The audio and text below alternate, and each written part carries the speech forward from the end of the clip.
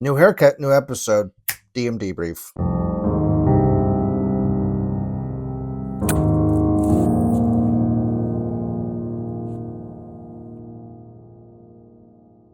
Here today with our newest player, Emalee. She's still sticking around.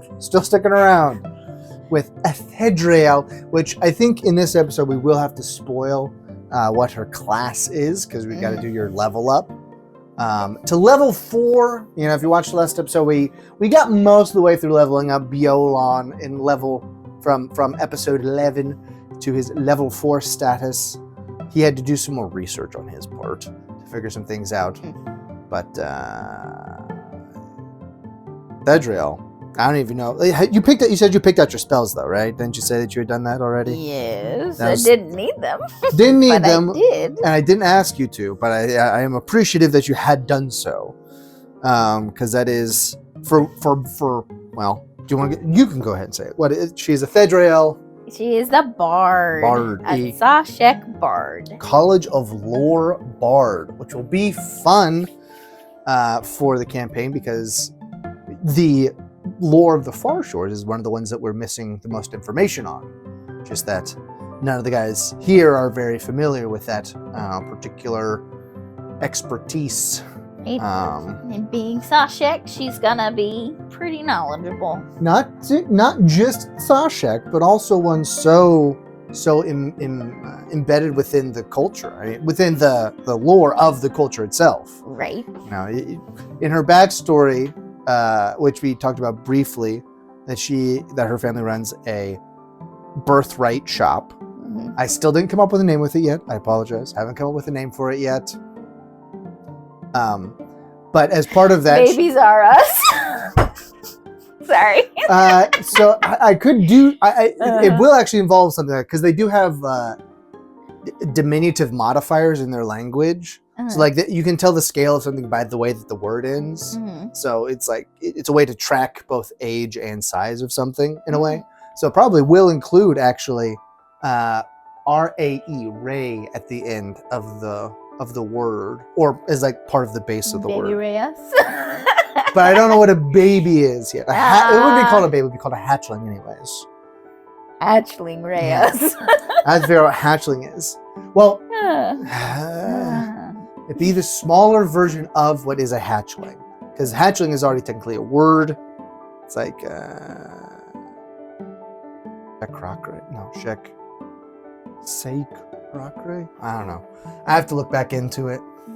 Like I haven't spent a ton of time on your lore, on the Far Shores lore, because it doesn't come into play until book 3, and I haven't even finished book 1 yet, so I don't have to think about it too hard at the moment. Well, now you do.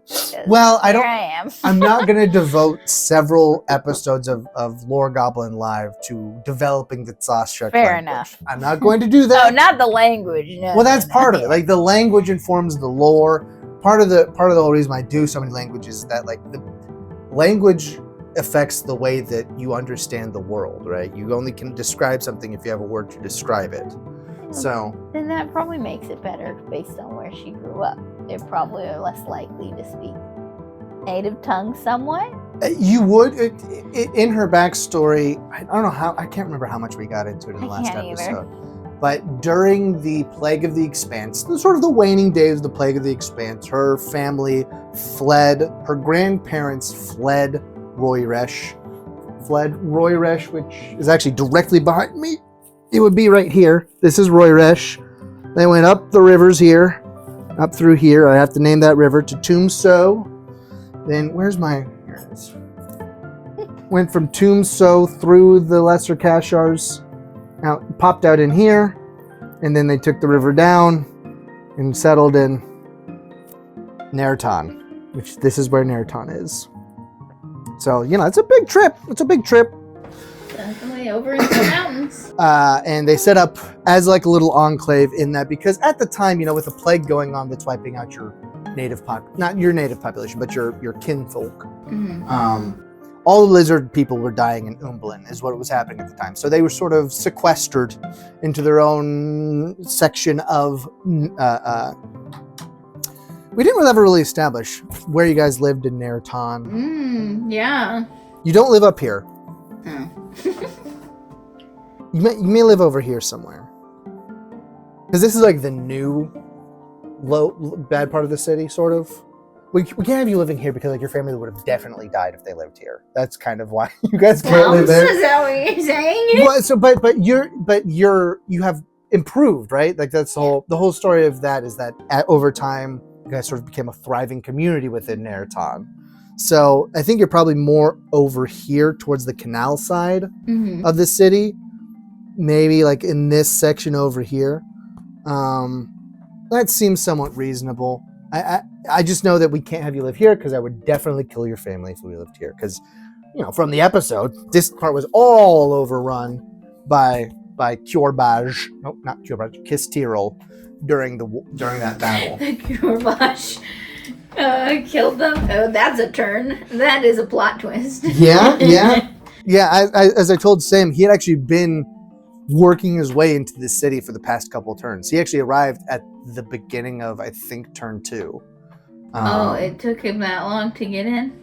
Yeah, I mean, he actually started, I didn't say exactly where. He started at this gate and sort of like caught them as they were retreating back out here. And he was sort of like picking off the trailers as he came in here because he had an ability that I just let him destroy a unit every turn. Nice! That's his job. So that's also why, like, once he made it inside the city, once you were essentially pincering the Kistirol in this section, then it was over. It was over. We didn't need to drag it out. It's good because I didn't want to cry on my second episode. It was getting very late. It was getting very late. Very late. It was getting very late that night, and it was just, I think it was a Sunday, right? Yeah, it was Sunday. So we both had work early in the morning. Not a preferable situation. But it was fun. It was good. Yeah, it was good. It was a good time. I think you're not in the weeds on like the rules and stuff as some of the other guys are just because they're DMs themselves. But I did find that, I don't need to say this again. I'm saying it for her benefit, not yours, because you know what I'm about to say. Maybe, I don't know, that the meat sack strategy of stacking everybody on a single square and getting 2 defense rolls, that was way too overpowered. I should have done a different rule for that. Oh, I wish you guys had. Yeah, if you guys had found that in the first episode, I probably would have modified it for the second episode of doing both rolls and then averaging them and taking that as a single negative to doing the math before applying it rather than after applying it, because it made it way too powerful. We'll just, and later in the campaign when you the next mass battle episode, yeah, don't rely on the meat shield strategy because it will not work in that one. I will specify, be nice and bolded. Can't do that one. As long as the family, as long as Ashtacroc? You don't know him. Åthedræl. Hold on, your backstory is right there. Oh, that's what the stack of papers were for. Yeah, I think you're holding it upside down. No. I'm not, but I was putting it in the candle. That's all right. Your brother. Let's see. I get Kosh is your dad's name. My family's name? Yeah, they were in the last one too. Tsåshek is your mom. I like her name because Tsåshek. And then your brother's name is Moiresh, and your sister's name is Valis. I believe that's right. Yeah. Didn't come up with your nieces and nephews' names though. Didn't come up with all their names. That's okay. I kept it just at like the immediate family members. But they'll all survive, and now I have to figure out a reason for you to come with these guys down. I think we kind of already came up with one. I think it's not as powerful as my whole family's dead. Right. But I think it's still reasonable. Did we say that in the last episode? Basically, there's no one her age. There's no Tsåshek her age in Nerhtan. Like it's become a more thriving community, but it's still like thriving for them is still not a lot of people. She's part of the forgotten cohort in Nerhtan. Her siblings are like several real years younger than her, so they were able to find similarly aged companions, Lortetha. No, Lortetha is the flower. What is it? It's Laratoth and let me see. Laratoth and Lorakesh, is that it? Hold on, where is it? Is that newly typed up from the last time? This is printed. Oh. This is printed. Is that I did type it up and I printed it. So, Laratosh and Laraketh. That's it. Laratosh and Laraketh. Oh, okay. Because I've not read it since it's been updated. There's not many updates. There's not many updates in here. There's just like, I took all the typos out, basically, is what happened. I think I did change a few sentences around just for clarity's purposes, but I intend to read through it again, go back in and add in your bardic training so that it makes sense that you can... You've got did we talk about your shield in the last one? You're cool. We talked about it a little bit. There's this cool little. I don't think we talked about it at all. I don't think we did either. Her instrument is basically a pandrome, but using a shield. Yeah. Which I don't know.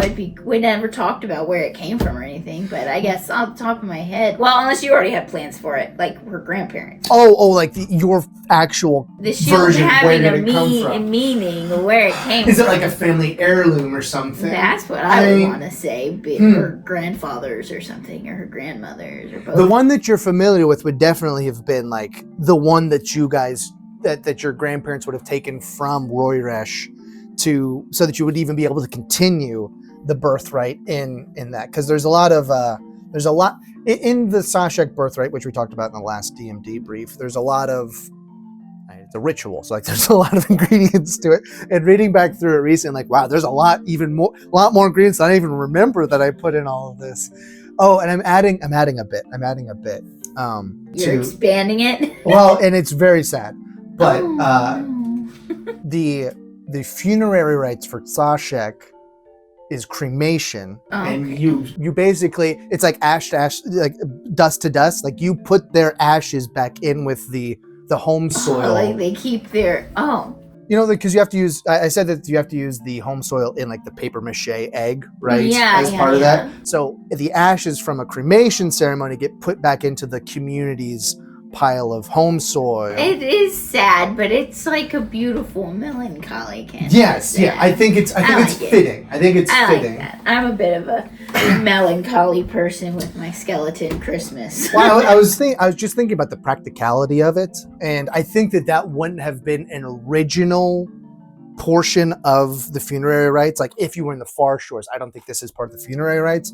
But being in Umblin, you don't have access to a ready supply of that soil that you can use in the ritual. Right. So this is sort of an adaptation, an adoption of something that allows you to. I mean, it's sort of like an ex post facto rationale to be able to still sort of have that home soil available. Is that it's your ancestors' ashes. Which is funny, but it's cool. I like it. Yeah, I think that's why I even brought it up. I think it's a cool bit. Now, personally, I'm not a cremation guy. Like in the real world, I'm not a cremation guy. But I think for lore purposes, I think that's very fitting. I think it's meaningful as a cultural element. So that's why I instead shaded it as one. Right. So as a Tsåshek, as playing a Tsåshek, I feel like you should. That's something that would be nice to have not top of mind, but being able to recollect, and I can remind you of it later on. I'm not saying you have to keep a note of it on you at all times. Like, hey, what happened when Tsåshek died? Well, we burn him up and put him back in the. And then we make babies with him. we burn him up. We burn him up, put him in the community dirt pile, and then we make babies out of them. It's like, okay, well. When you put it that way, it is pretty weird. That's what it is. You got a community dirt. It's not a family dirt pile. It's literally all of them. Well, it's a community. No, it's a community. If you were in a small enough alcove, it would technically be like a family. You may consider all these people family, essentially. That's true. Since I didn't really establish how many couples were involved with that initial outpouring, but I was imagining like 8 to 12, maybe 16, but I feel like that's pushing it. So, but a small boat full of people, right? Okay. Yeah. So I think 8 to 12 is a reasonable amount. And from there, you're probably up to a few generations removed. You might be up to 100 at this point, including like the youngest of your children. I think you might be up to 100-ish. Maybe. That seems like a lot. We'll say you're like, it's a large community. So like, well, not large, but it's more than just like a dozen, right? It's more than there were when they first came. Right. Maybe 50 to 100, somewhere in there. I have to look at how population growth works. Again, I've had to do that before. I'm actually mapped out how many of each race live in Umbulin. I did progressive population dedication. growth. Either that or compulsive tendencies. One of the two. One of those two. It's incredible. It's they might be. Is yours still on? Uh-oh. No. Yeah. I can still see that you're coming through on mine, so that's why I was charging her. Swap me out. Well, let me just make sure this one's on. Yeah. Oh goodness! I wonder how long it's been dead. Luckily, it's mostly just me jabbering, so that's good. That's true. Me just nodding and saying, Yeah, that's interesting. Nice. Cool. Yeah, thank you so Great much. job, Xander. Thank you so much. I know it came through. I know it just recently turned off because you were shouting about I think it was the making babies out of dirt or something, and I saw a big spike. I can see our waveform up there to make sure everything keeps tracking, but we should be good now. Hopefully, I don't know. I plugged that one back in to charge. So anyway, Bard, we're gonna level you up while we're here. Now, okay, here's something I didn't check for you. Did you do rolled HP, or did you just do the? I'll go back and check. I don't think so. I'll have better access than you do here. Brr! It just says 23. Okay, no, it does say manual. We'll have you re-roll them all anyways, because I didn't do it. Do I need to do this leveling up on mine, or can you do it? I will help you do it on here. Oh. All right, class. Yes, sir. This is cold. Okay, so we're gonna have you roll. Oh, I have my dice there in the other room. Just pick out 4d8. Mine. If you wanna go grab them, I that's don't fine. have 4d8. Is this the 8? D8 is the double pyramid. Yeah, that's a D8. Let me pick the pretty one. Here's one. And then here's one. Here you go. Is that my missing D8? No. I think I had one. Big money. You re-roll ones. So re-roll the one over here. Is that 3? It's 2, 4, 3, 7. 10, 16, right? Yeah.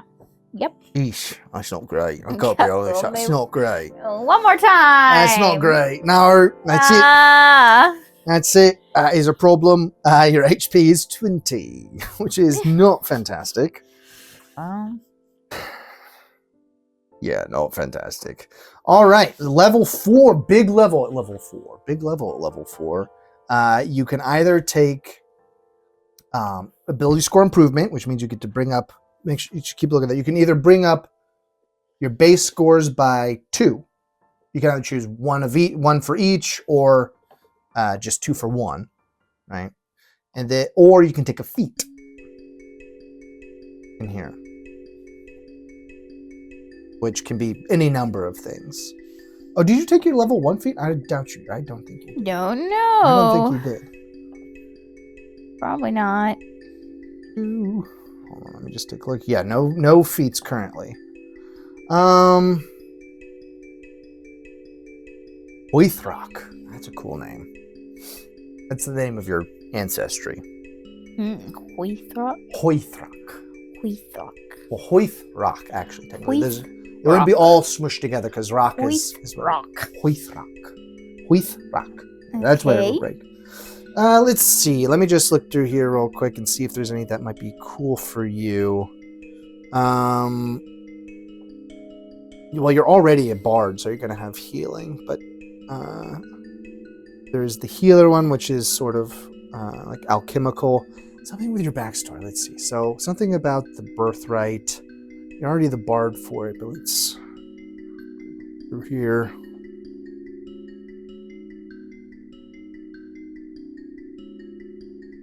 I don't want to keep the air dead for too long. Right, and sorry everybody, I'm yawning so much. Yes, it's so dull. Well, no. So dull. No, it's the end of the day and I'm tired. It was a long day at work. It was a long day at work. Long day at work. It's been a long week at work. That's interesting. The slasher feet, that's interesting. Oh, there's a bunch of Wyatt's Wild West. I don't even know where... We can talk about your level 1 feat earlier, because that's sort of supposed to be built into your backstory. I was looking at slasher just because like the weapon type that you would be most familiar with is a slashing type weapon. Fiorcret. That's basically, it's a scimitar. That's all you gotta know. It's a scimitar. A Fiorcret. Oh, that would be what you would naturally use. But you are a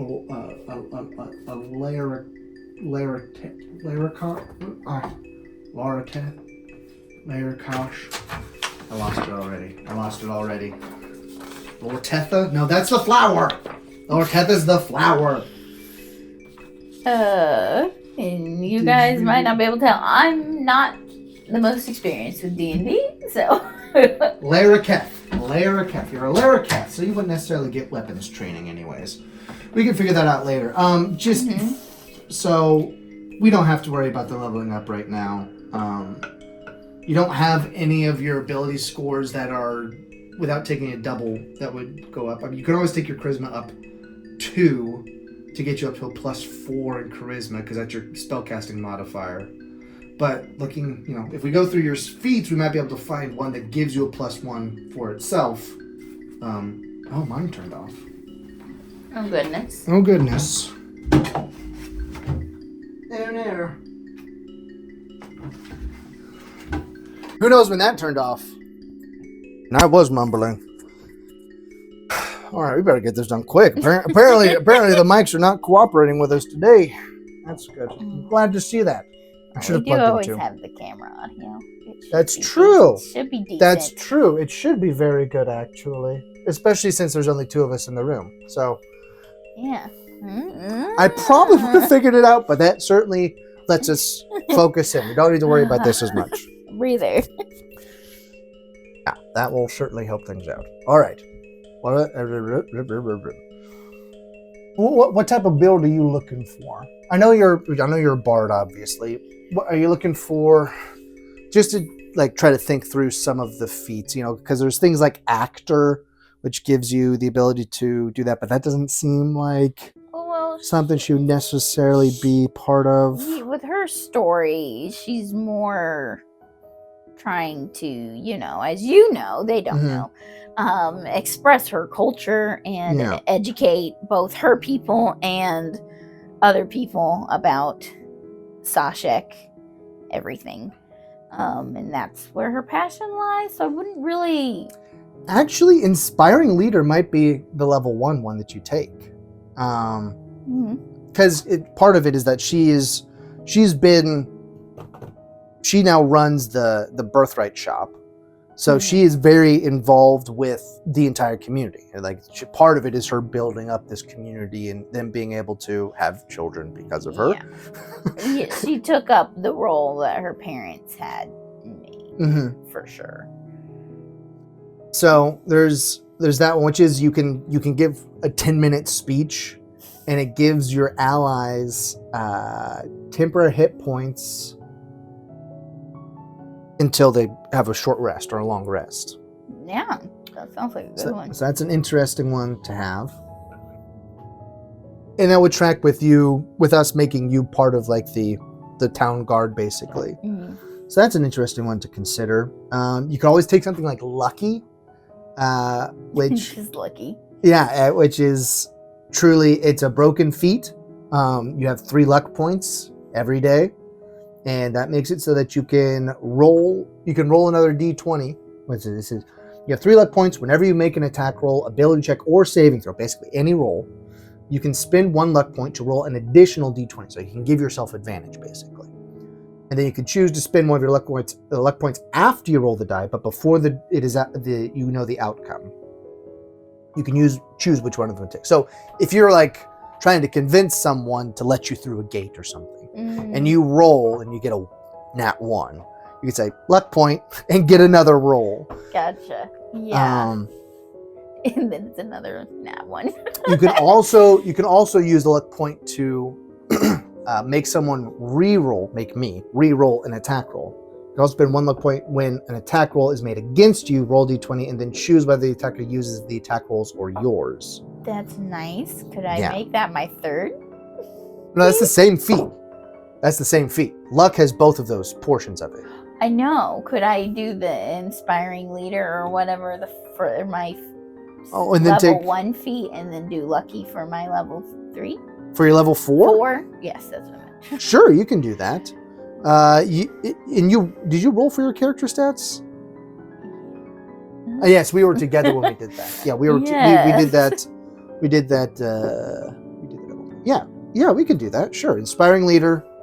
Add here. That's just going to be a straight add, and then we'll go to your character sheet and have that be Let's reverse those. Lucky is not one that I feel like you would get at a level up. Functionally, it's the same thing, but we'll say that the experience of this has sort of evolved you out of being just like behind the Tsåshek only. Now you're part of a victorious battle. A commander in a victorious battle. So commanded my own medic unit and everything. Exactly.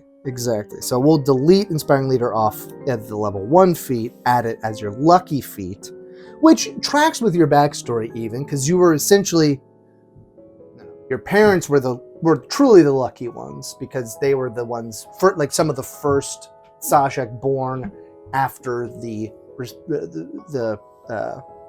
receded, right? Yes. Yeah, and then you're also part of that. Just like any child born, up until your siblings getting born, any child born was considered like a lucky thing to have happened. Fair. Yeah. I like that. So then we'll go inspiring leader here. What? You probably should have been recording your screen or something. Oh, it's fine. It's fine. Well, add to that. Now where's inspiring leader on this list? It's not available to level 4. All right, we know that you were already lucky and became inspiring leader, but for some reason, it's not giving me inspiring leader as a level up option. So rude. In the background of D&D, technically those are reversed, but we know the real down low. Yes. We know that you actually I think I figured out what happened. I was modifying your character sheet, so I think it freaked it out or something. Oh. Because I had 2 pages open at the same time that aren't supposed to be. We'll see. Hold on. Okay, there's the feet. Is it in here? No, it's still not in here, but Has whatever. it been refreshed between them? Yeah, refreshed between the 2. Huh, that's weird. I mean, there is a requirement for being inspiring leader, which is a 13 in charisma. You've got a 16, so that's fine. I don't know why it's not showing up in there. But whatever. Now, you are both lucky and an inspiring leader. Your HP is only 20. But, so be careful. But luckily, as a bard, you can still wear armor. And also as a Tsåshek, you can still wear armor. Light armor. So that's something to think about later on. And then you took Olsvak. No, you get that. Oh, you don't get it? Oh, interesting. Okay. All right. Well, there we go. Level up. Yours was very simple. Woohoo! Yours was very simple. Although we do have to add some spells. But we can do that later on. Yeah, new level, you get new spells as a bard. Oh, when am I getting my fancy Your box, I got to make it. spell box? I was going to show one, but... Well, here's this one. This is my box of spare spell cards. Spare spells? Spare spell cards. These are my conditions. My condition box. Oh, yes, those fun things. Yeah.